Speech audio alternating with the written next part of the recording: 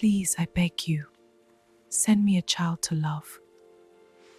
Imagine this. In the dead of night, under a storm-ravaged sky in Abuja, a young woman named Ezine stands at the edge of the Niger River, her hands trembling as she clutches the broken string of beads that once encircled her waist. The water roars like a beast unleashed, swirling with unnatural fury, and from its depths a voice echoes, a voice that's both maternal and menacing. You have broken the oath and you will pay for the As consequences. Edzine's body begins to shimmer and fade, her skin rippling like the river's surface. Her mother Ada screams from the shore, reaching out in desperation, tears mixing with the rain.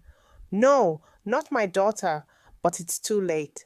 The child the river gave is being called back, and with her goes Ada's entire world love, joy, and the fragile illusion of a normal life. What could have led to this heartbreaking betrayal? Who dared remove the sacred waist bead and why? Hold on tight, because this story will pull at your heartstrings, make you laugh through tears, and leave you questioning the thin line between myth and reality. If you're gripped already, smash that subscribe button right now to never miss a tale like this. And drop a comment below. Where are you watching from? Is it the sunny streets of New York, the bustling markets of London, or right here in Nigeria? Let's connect. But to unravel this mystery, we must journey back to where it all began, not in the chaos of that fateful night, but in the quiet dawn of a woman's deepest longing. In the serene outskirts of Abuja, where the modern skyline of glass towers met the timeless flow of the Niger River, lived a woman named Ada Okoro.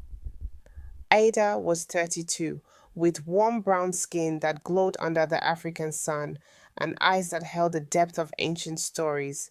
She worked as a school teacher at Unity Primary School, shaping young minds with lessons on history and science, but her own life felt like an unfinished chapter.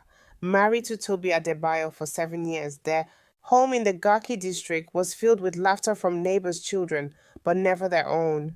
Toby was a kind man, a software engineer at a tech firm in the central business district. With his easy smile and steady hands, he built apps that connected people across the world, yet he couldn't bridge the gap in their marriage, the silence of an empty nursery. They had tried everything: doctors in gleaming clinics, herbalists in hidden markets, even prayers at the National Mosque and the big cathedral downtown. Polycystic ovaries, the specialists said, shaking their heads. It's complicated. But to Ada, it was simple agony. Every baby shower invitation felt like a dagger, every playground swing, a reminder of what she lacked. One humid evening, as the sun dipped behind the Aso Rock, Ada sat by the riverbank. The Niger wasn't just water to her, it was a living entity, whispered about in old Igbo tales her grandmother told. The river gives and takes, Grandma. Nkechi used to say, her voice crackling like dry leaves. Ada had grown up in Enugu before moving to Abuja for university, but those stories stuck. Desperate, she waded into the shallow edges, the cool water lapping at her ankles. Please, she whispered, tears falling into the current. If there's any spirit here, give me a child. I'll do anything. The river seemed to listen. A soft ripple formed, and a voice, ethereal like wind through palm fronds, replied, I will grant you a daughter, Ada Okoro, but she will wear a waist bead of river pearls. No one must remove it, or she returns to me. Ada gasped, looking around, but saw only fireflies dancing. Was it real? That night, she dreamed of a baby girl with eyes like polished stones. Weeks later, Ada discovered she was pregnant. Joy exploded in their home. Toby danced around the living room, calling family in Lagos and Port Harcourt. But Ada kept the river's warning secret, stringing the mysterious beads that appeared on her bedside table around her swelling belly. When Ezine was born, screaming and perfect in a private hospital, Ada transferred the beads to her tiny waist. Our miracle, Toby called her, unaware of the truth. Life bloomed. Ezine grew into a bright toddler, her laughter filling their two-bedroom apartment. Ada taught her nursery rhymes mixed with folk songs, while Toby showed her how to code simple games on his laptop. But the beads stayed hidden under clothes, a constant reminder. Ada wondered, was it all a hallucination, or was destiny woven into those shimmering strands? As Ezine turned 5, the family thrived in Abuja's vibrant rhythm. Mornings meant traffic jams on Amadu Bello Way, with Toby dropping Ezine at kindergarten before heading to work. Ada, now promoted to head teacher, organized school plays, where Ezine shone as the little princess. She's got your spirit, friends said, and Ada beamed, but her heart guarded the secret. One day, at a family gathering in their compound, Aunt Lara from Calabar noticed the beads peeking from Ezine's dress. "What's this pretty thing?" she asked, reaching out. Ada slapped her hand away, laughing it off as a good luck charm from my village. Toby raised an eyebrow later. "Why so protective?" he asked. Ada shrugged. "Just tradition." But inside fear gnawed. What if someone curious tried to remove it? Ezine was no ordinary child. She had an uncanny affinity for water, swimming like a fish in the community pool, drawing rivers in every art class. "Mama, the water talks to me," she once said, her big eyes serious. Ada froze, remembering the voice. Was the river calling already? To distract, they took trips to the Millennium Park for picnics, where Ezine chased butterflies, or to the Arts Center for storytelling sessions. Toby, ever the optimist, started a savings fund for her university. She'll be a doctor or engineer, he dreamed. But shadows crept in. Ada's best friend, Ngozi, a nurse, confided her own struggles with infertility. "How did you do it?" she asked. Ada wanted to share the truth but couldn't. Instead, she hugged her. "Faith," she lied. Nights, Ada lay awake, staring at the beads on Ezine's sleeping form. They never dulled, always cool to the touch. Drama unfolded when Ezine fell ill with a fever. At the hospital, a doctor suggested removing any jewelry for tests. Ada's heart raced.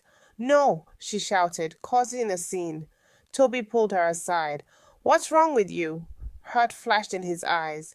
Ada confessed partially. "It's a vow I made. Please trust me." Toby nodded, but doubt lingered. Entertainment came in family game nights, where Ezine's wit had them rolling with laughter. "Why did the river go to school? To improve its current events," she joked, her dimples flashing. Emotional moments too. Ada crying happy tears at Ezine's first school award. Realistic life, bills, piling, Toby's job stress, but their bond held.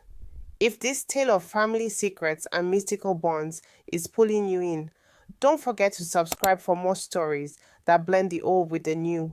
And hey, where are you tuning in from? Share in the comments. Let's build a global community. Ezine entered primary school at 7, a bundle of energy with braids adorned with colorful clips. Ada walked her to class each day, past vendors selling akara and plantains. "Be good, my river flower," she'd say, kissing her forehead.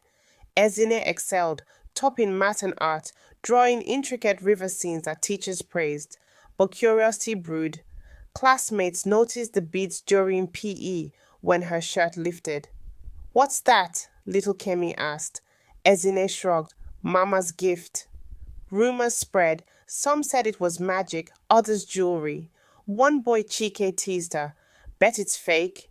He tugged at it playfully, but Ezine pushed him away, tears welling. Ada was called in. "Kids." "Being kids," the principal said, but Ada saw danger. At home, Toby suggested therapy. "You're too anxious about those beads." Ada snapped. "You don't understand." Their first big fight ensued, emotional words flying. "I feel like an outsider in my own family," Toby said, storming out. Ada cried alone, then apologized. They reconciled with a date night at a local restaurant, toasting to their love. "We'll figure it out," Toby promised. Subplot: Ngozi, Ada's friend, adopted a baby. inspiring Ada to volunteer at an orphanage. There, she met children with stories of loss, making her grateful for Ezine. Dramatic twist. During a flood warning in Abuja, the river swelled, and Ezine wandered near it in a trance. Ida found her just in time, pulling her back. The voice called me, Ezine whispered. Ada's blood ran cold. Entertainment, family trips to Yankari Game Reserve, where Ezine spotted elephants and laughed at monkeys. Realistic touches, power outages, NEPA bills, neighborhood gossip. To keep the magic alive, hit subscribe if you're loving this emotional roller coaster. Tell me, where in the world are you following this story from? Drop it below. By 13, Ezine was a teenager, tall and graceful, with Ada's eyes and Toby's smile. She attended Federal Government College, excelling in swimming and debate club. The beads, now a thin chain under her clothes, were part of her, like a second skin. But puberty brought questions. "Why can't I take it off, Mama?" she asked one night after a sleepover where friends shared jewelry. Ada sat her down. "It's a promise I made for you. Trust me, it's for your protection." Ezine rolled her eyes. "You're so old school." Tension built. Ada caught her trying to loosen it in the mirror. "No!" Ada yelled, and Ezine stormed to her room, slamming the door.